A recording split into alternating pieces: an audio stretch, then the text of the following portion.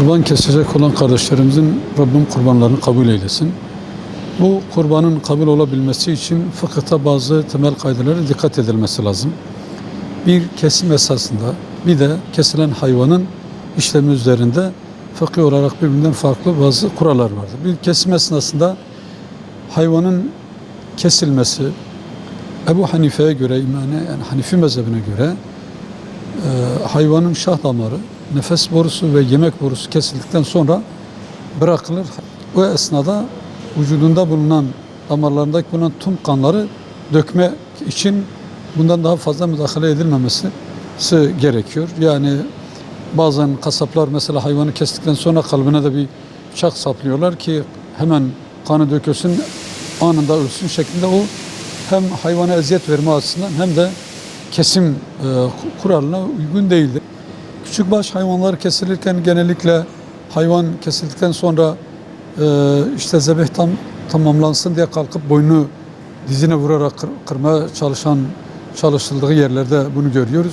Bu da caiz değildir. İkincisi, hayvanın 4 ayağını bağlamamak lazım. Ayağın birisini hayvan biraz böyle hırsını dindirmek için, biraz daha çok fazla kriz geçirmemesi için bir ayağının açık olması lazım ki hayvan kendisini savunabiliyor gibi psikolojikmen görsün. Bu da sünnet olan bir kuraldır. Yine sünnet olan kesim usulünü söylüyoruz.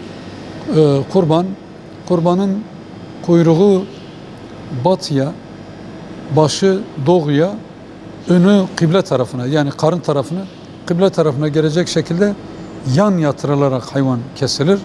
Boğazdan kesilir. Bıçağın keskin olması sünnettir. Keskin olmayan bıçakla hayvan kesmek ve kesmeye ehil olmayan, yani kesmeyi beceremeyen, bilemeyen bir insana kesmek de mekruhtur.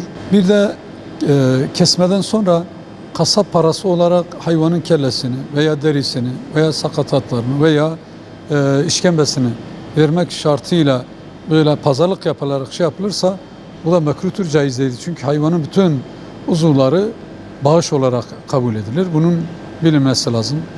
Kesilen kurban eti satılmaz, kellesi satılmaz. Ancak derisi, bağırsaklar satılır. O da yine muhtaç olan insanlara, kamunun yararına olan yerlerde kullanmak suretiyle ancak yapılabilir. Bunun dışında aksi takdirde sadaka edilmesi, sadaka olarak verilmesi lazım. Allah-u Teala şimdi alem İslam'ın keseceği kurbanları kabul eylesin.